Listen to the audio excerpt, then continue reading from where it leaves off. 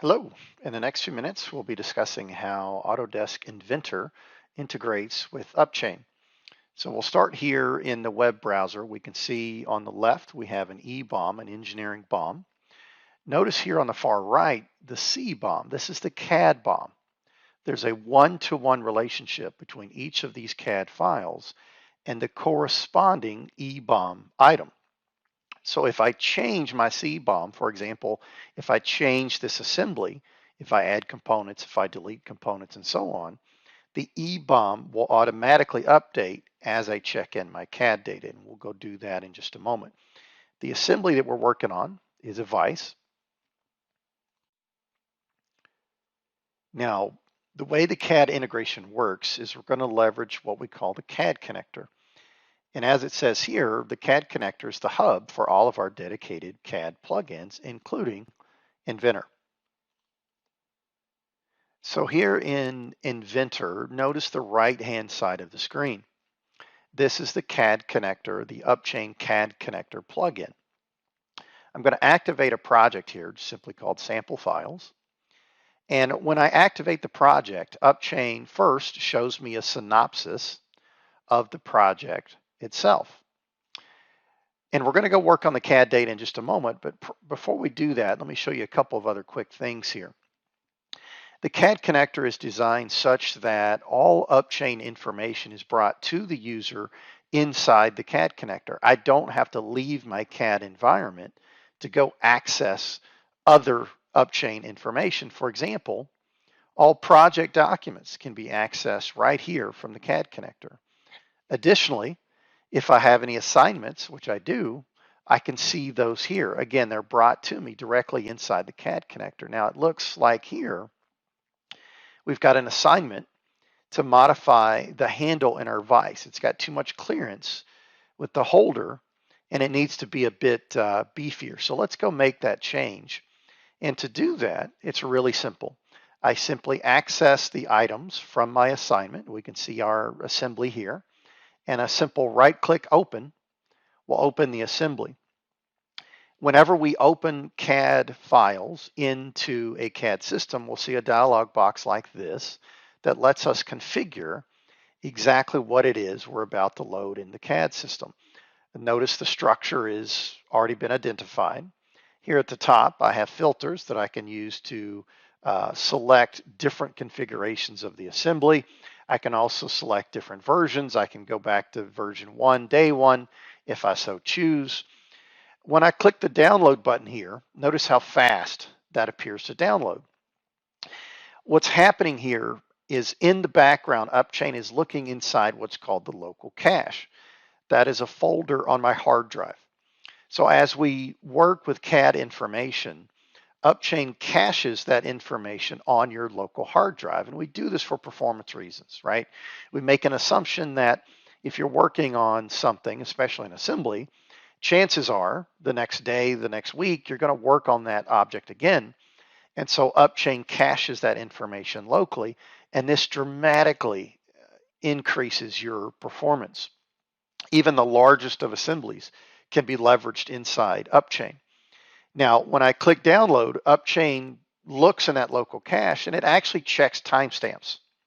So if my information in my cache is up to date, then obviously it will retrieve it right out of the cache. If the information is out of date, for example, if this component, if the main body is out of date, then in that case, of course, Upchain will have to stream that information down from the cloud into my local cache, but that will take a matter of just seconds. Let's go ahead and open the model. Okay, the model's now open in Inventor. Look over here on the right-hand side, please, and you'll notice the structure of the assembly. The structure that you see here in what's called the C-BOM view, the CAD BOM view, will always match 100% of the time the structure of the CAD assembly. Now notice the jaw piece here is in a green font.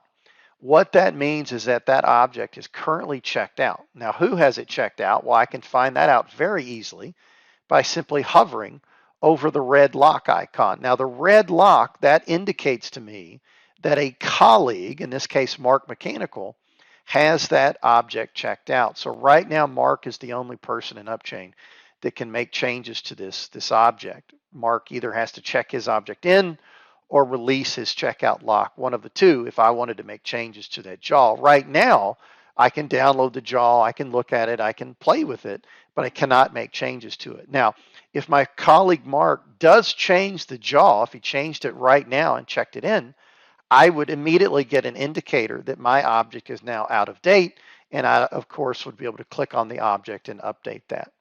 Now, what we're going to do, again, we're going to work on our handle here, which, as you can see, has quite a bit of clearance here with the holder, and we just want to make it a bit beefier so we can maybe weld on this with the hammer. And so let's right-click on the handle and simply click Checkout. It's that easy. Now, by default, since we're in assembly mode, Upchain will also check out the assembly. You don't have to do that, but I'm okay with that at the moment.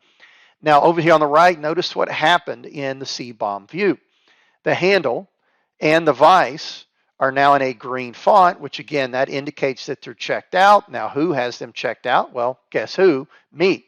So I see a lock, a green lock icon to indicate the objects that I have checked out. Now, let's simply open the handle in another window.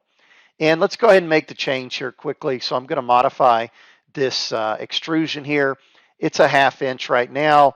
We're going to make it kind of beefy here. So let's take it up to maybe 3/4 of an inch.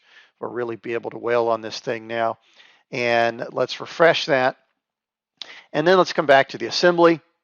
And of course, you can see we've fixed our problem. We've cleaned up that clearance problem, and we've got a really beefy handle there that we can leverage. So notice here on the right, before we check this in, I want to point out down here at the lower right, the handle currently has a file version of 20. The assembly also has a file version of 20. I'm pointing those numbers out because both of them are going to change right after the check-in. And let's go ahead and do that. Let's simply click on the top level assembly, going to right click, going to check in, and we'll give it just a moment here to check in our changes. Now, what we see here is a check-in form, and I'm presented an opportunity here to enter in check-in comments. Now, this is not required. This is an option in Upchain. I kind of like it because it provides a richer history of the object. So let's go ahead and finish this out.